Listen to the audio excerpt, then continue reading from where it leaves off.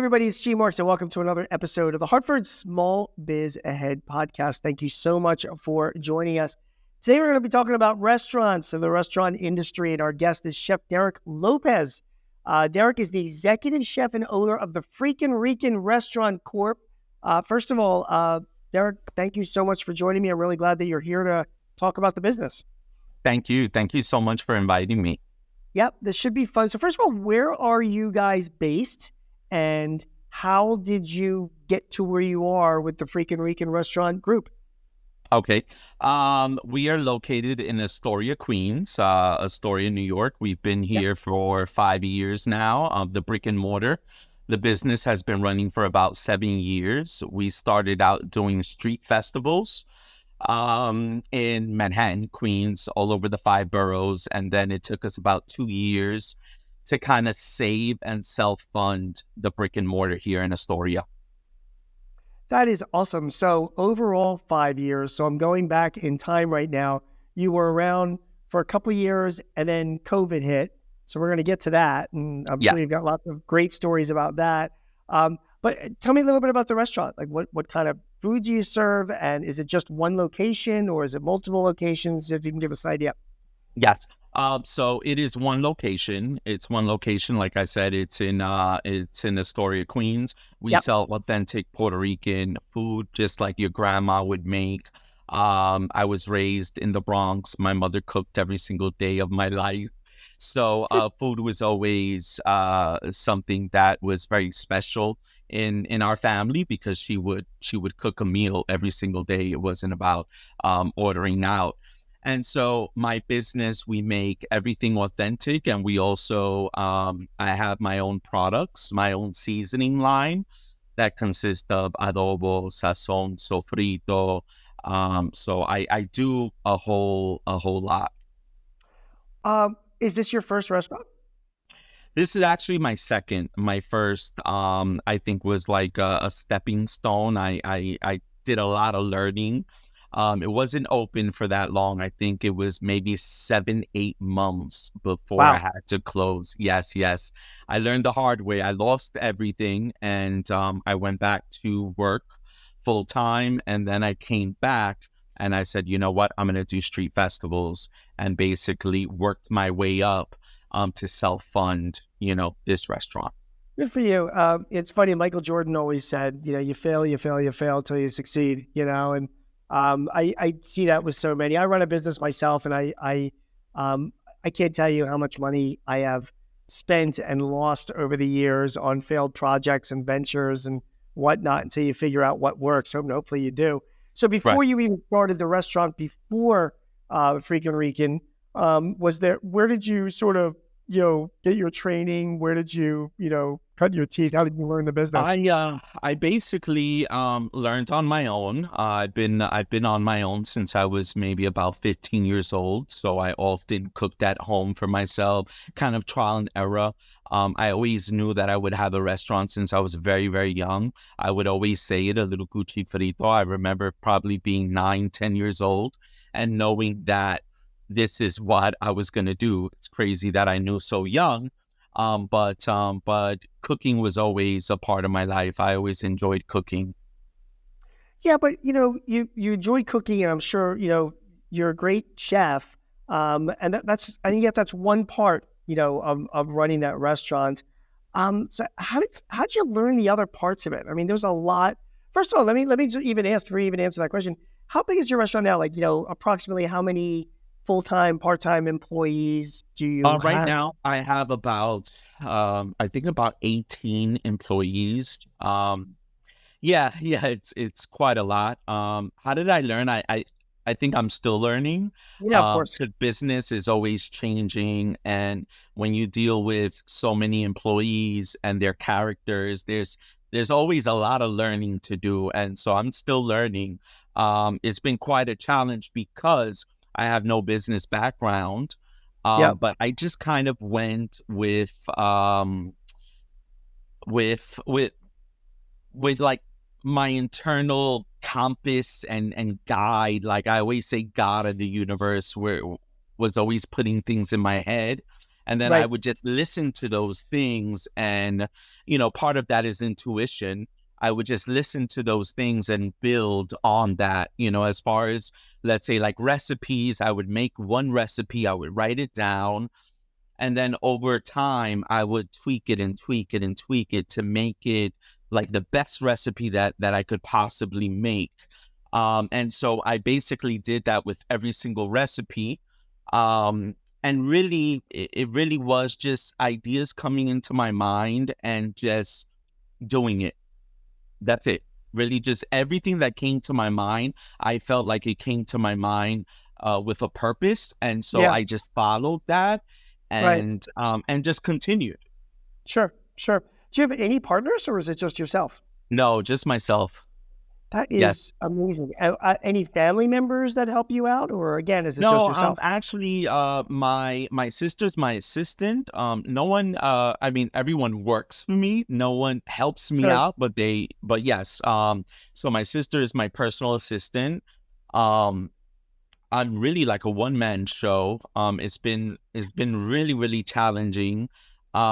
For the simple reason that I've grown this business to over $1 million, pretty much myself. And I've for quite some time I felt kind of burnt out because I was doing, like everything that now I feel like I'm just coming back with, with the energy that I had. And now I'm really trying to build a team so that I can continue to grow it the way I envision it in my head. Because one person, $1 million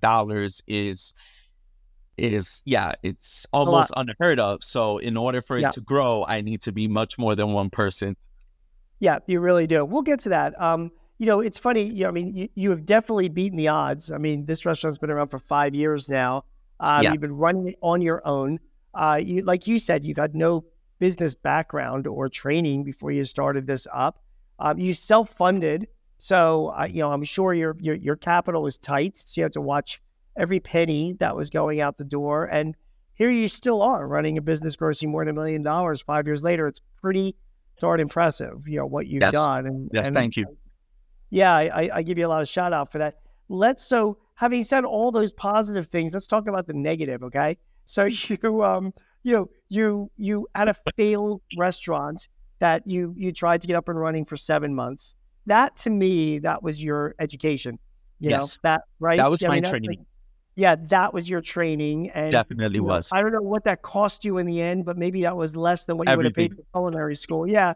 Yeah. Um, But it was less. But it yeah. was less. So you Yeah. can look at it that way, that like, okay, I lost all this money, but then again, if I had spent it on a culinary school or whatever, it would have, it could have been a lot more. So tell me, for people starting up a restaurant, people always have this dream of starting up a restaurant, which, you've read, it's like the absolute worst idea in the world. It's like 1 out of every 10 restaurants succeed, or are still Yes. around after 5 years. But you're beating the odds and you're doing good. What advice would you have for somebody starting up a restaurant? What mistakes did you make in that first venture that you came out of it saying, all right, man, when I start this next one up, I'm going to make sure I don't do these things again?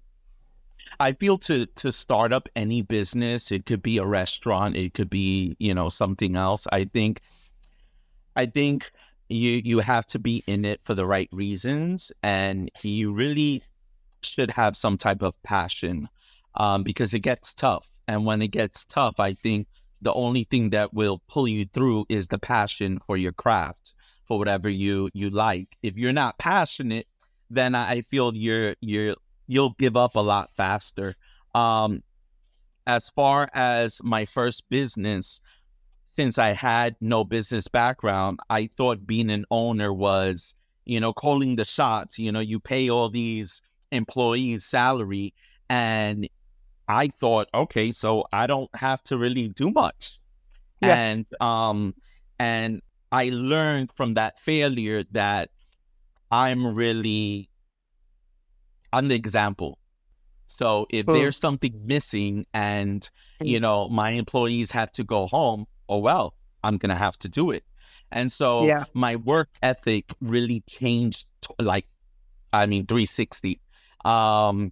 And so now I work physically, I work. I am on top of the employees as far as like the recipe, making sure that everything is consistent, because with any work, and there's several hands in the pot, as we say, everyone might do something a bit different that will change your recipe, and you don't Right. want that.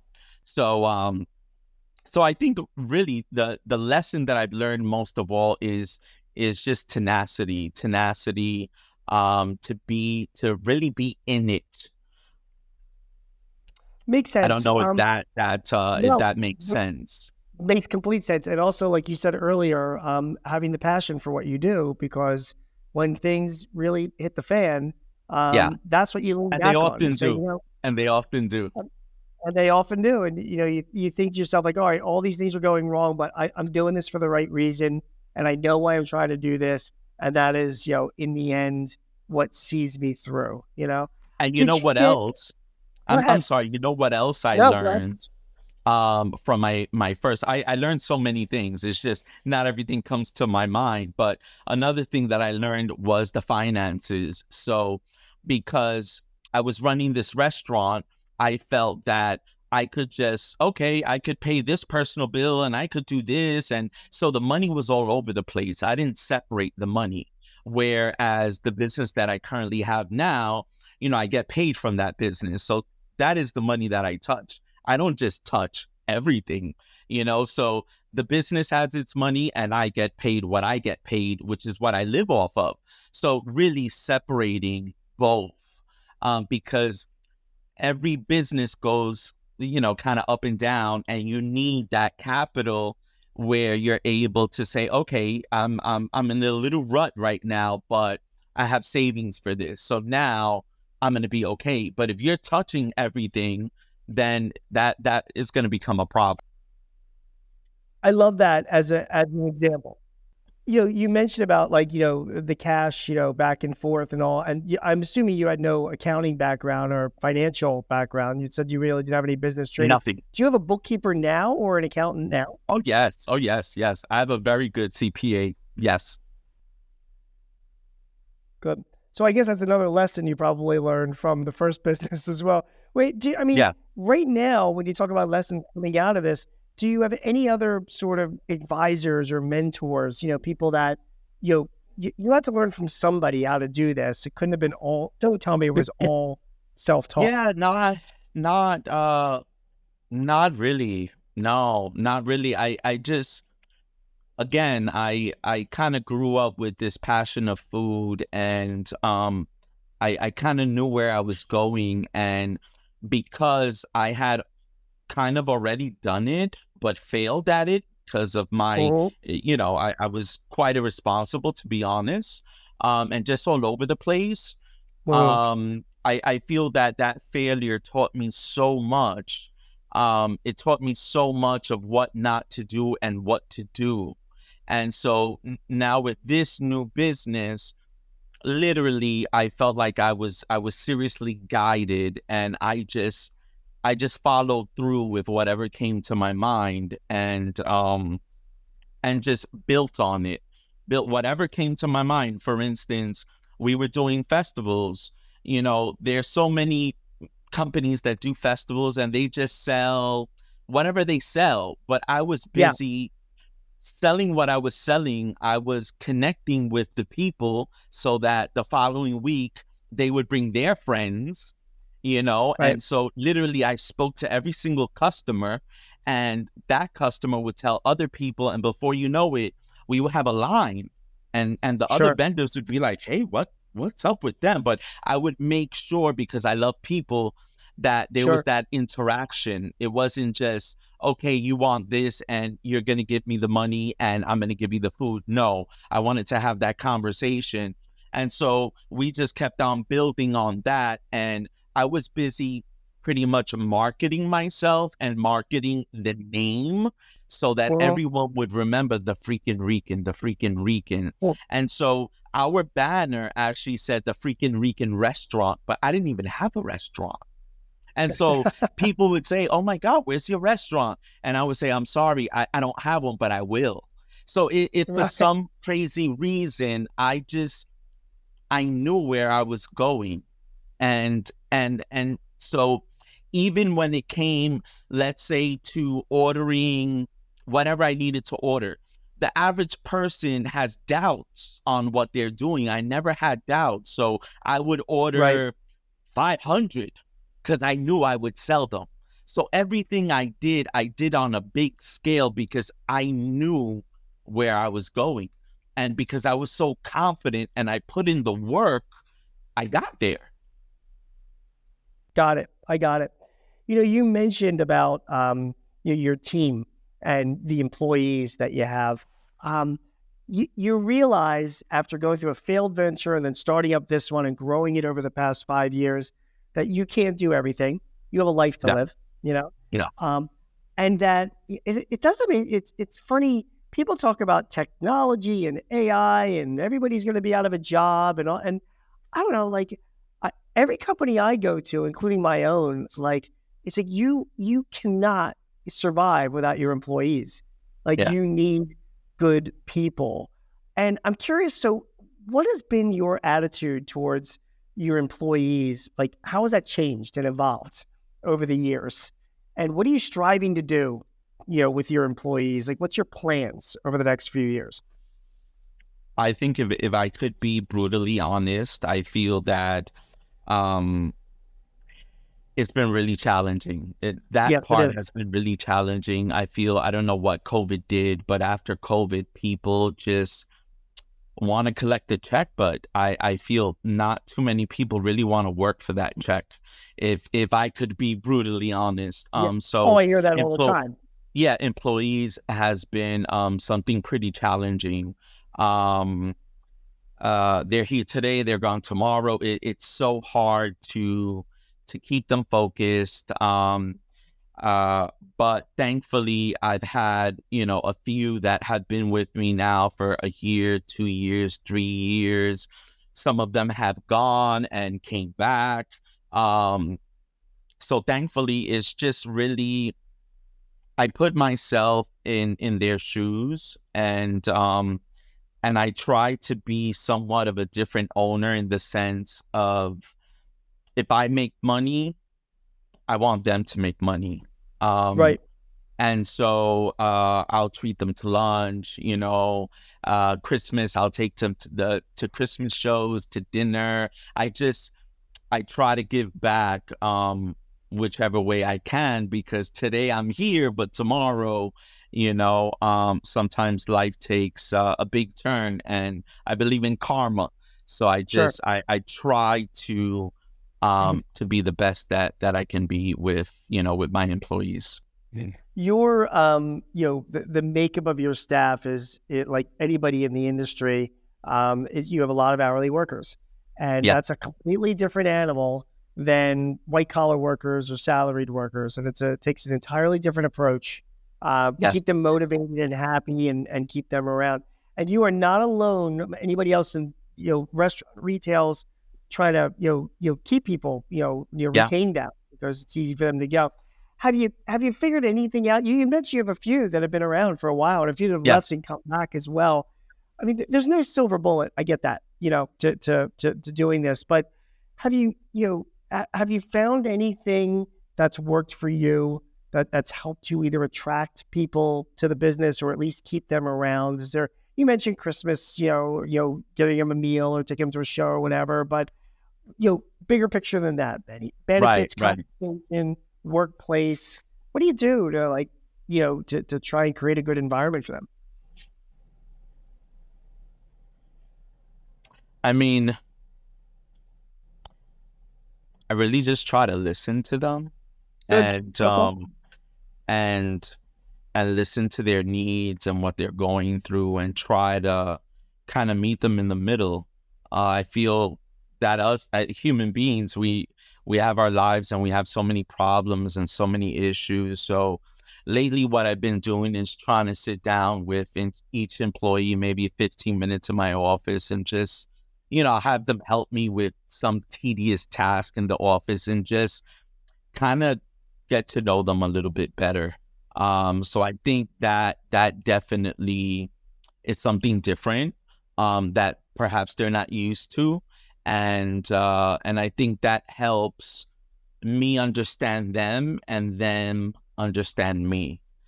So that is kind of the only thing that I've been doing different now, is just dedicating some undivided attention. It could be 15, 20 minutes, and just let them talk, let them talk Good. while, whatever, we're, highlighting some packing slips that need to be shipped out. But I definitely feel that most of them are happy. Most of them are really trying to do the best that they can, and really I just keep on trying to work with them as far as how to get better, how to do this better, how to multitask. If you have two tasks to do, maybe you could start this, and while this is going, you'll do this. So you're Right. taking care of two things at one time. And so it's almost like showing them how to work smarter and not necessarily harder.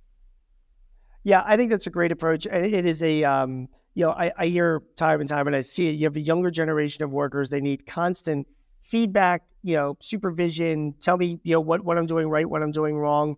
And I think having that ongoing communication with them is really, it really, really is important. So, Derick, so you run a business in a city that is probably one of the most regulated cities, if not the most regulated city in the country. And I've written about this before. Like, I don't know how anybody, I'm in Philly, which is bad enough, but I don't know how anybody runs a business in New York, give us an idea of the, of the kind of regulations that you're dealing with as, running a restaurant in New York. If you were speaking right now and I was Eric Adams, the mayor of New York, what would you be telling me? Like, how could I be making your life easier as a restaurant owner in the city? Where do we start? That's tough. That's tough because I really I don't really follow kind of anything, to be quite honest. I'm in this little bubble of the Freakin Rican restaurant. So Right. really what I know, I have a ton of bills, Right. I have a ton of bills. The unemployment insurance went up, through COVID. Yeah. As far as the restaurant, you have a lot of things that, the hood has to be cleaned legally every 3 months. Yeah. Those things, but I don't watch news. Right. So I'm literally in this little bubble But focused how do you on my keep up with that? business. How do you I'm keep sorry? up with that stuff? How do you keep up with that stuff? Like, even like, there's safety rules. There's rules for, keeping your food, in a Right. certain Well, way. yeah, that's a different story. That's the health department. I mean, my employees maybe think I'm crazy, but because when you have so many employees, you kind of got to constantly remind them, don't Yeah. leave that rag there. Make sure, you're rotating the desserts, or, this, because for every little thing, if the health department comes, it's $200, it's $500. Yeah. I mean, the littlest thing is $200, Yeah. so you want to be on top of that. If you leave a wet rag on the counter, it's $200, Yeah. Yeah. Yeah. so all those things I'm on top of. And And by the way, I'm I assuming you know this because you found out the hard way, right? I mean, Oh yes. Oh yes. Oh yes. And it adds up, and it adds up. Yeah. And so of course with my staff, I'm always on top of them as far as those things, and as far as cross contamination, the cleanliness. I'm a little OCD as far as cleanliness. And if you're working with Good. chicken and someone else is working with pork, move away from each other, because Right. this is how people get sick. And I really care Yep. about my business. It's not so much about the violations, but I really care about my business, and I really care about my customers. I don't want my customers getting sick. I don't want to give my customer something that's not good. I'd rather throw it out. But the average restaurant won't do that. It's so crazy that Yeah. a lot of restaurants are just not not up to They don't have code. that same kind of, they don't have Yeah, that they same don't have kind that of, discipline. And so yeah. those things drive me crazy. But at the same time, I know the type of business that I have. I have a clean, successful, healthy business. Yeah, it's great to hear, and I know a lot of people that are don't have the same attitude that you have, and it's a little scary, particularly when you're in the restaurant business. Finally, Derick, I mean, you've survived COVID, which is amazing. You're here and you're growing this business. Obviously, you're learning. You're getting better at managing people. You're getting better at managing your finances. I mean, this is a whole learning process Oh, for yeah. you. Oh, yes. And with still a ways to go. Where do you see yourself in this business 10 years from now? Do you want to still be the chief chef at at this at this single location restaurant, or do you have Yeah. any hopes of saying, oh, I want to have a chain, or I want to be that much bigger, or do something else? I have so many plans. I I have so believe many it. plans that often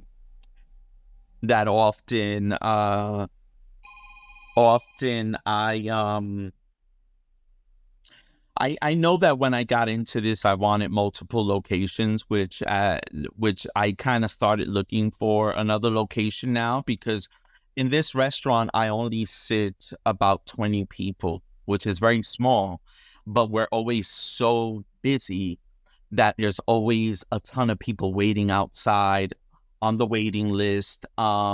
So now it's time to like expand. We need a much larger place. And so I always wanted several restaurants. I wanted in Miami, I wanted in Puerto Rico, here. I also have a product line, like I mentioned before. I make my own adobo, sazon, sofrito. We have our own knives. I mean, we right now they're doing shipping outside. We have Right. about 200 orders to ship. So there's so many things, so many ways I could take this business. And again, I'm going with my guidance. Yeah. Something tells me, oh, do this. Hey, Yes. maybe one day I'll get tired of the restaurant and then I could just maybe have products. Who Right. knows?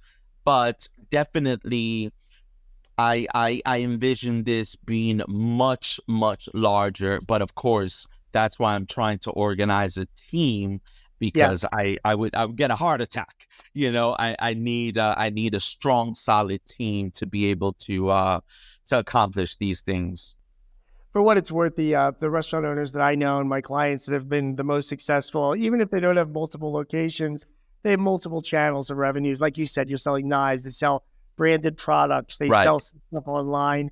So it's not just the right. restaurant itself, but there's I other. feel now everyone started doing that after COVID. I Yeah, I started doing that, like I was doing festivals and I was already creating my adobo and sofrito again, yeah, because it came to my head. I was like, you know what? And then I think it was Channel 11 did a segment on me, on my adobo.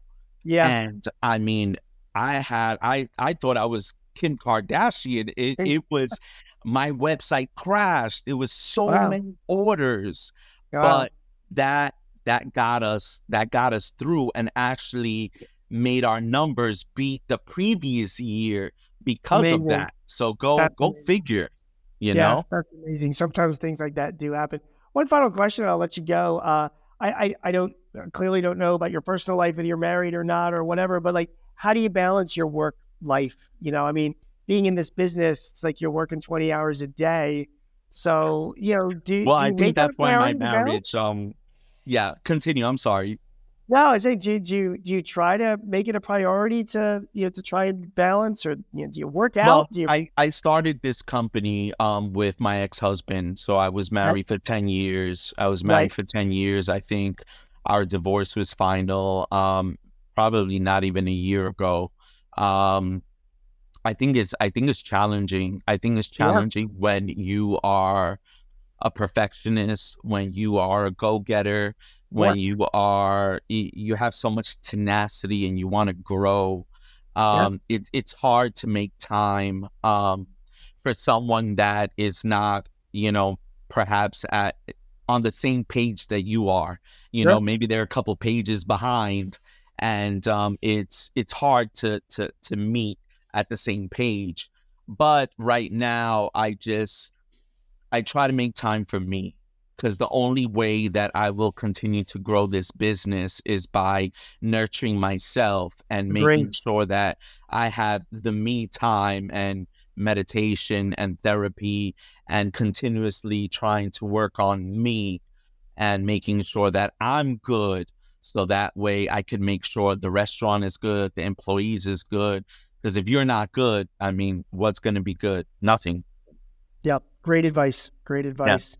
Chef Derick Lopez is the executive chef and owner of the Freakin Rican Restaurant Corp in Astoria, Queens, in New York. Derick, thank you very much. You've given us Thank some you. great insights and fascinating to hear about your life and your business as well. So we appreciate it. We want to wish you the best of luck. Thank you. Thank you so much.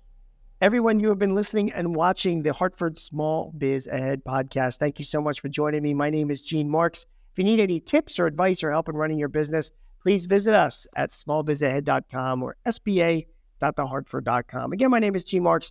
We'll see you again next time. Take care.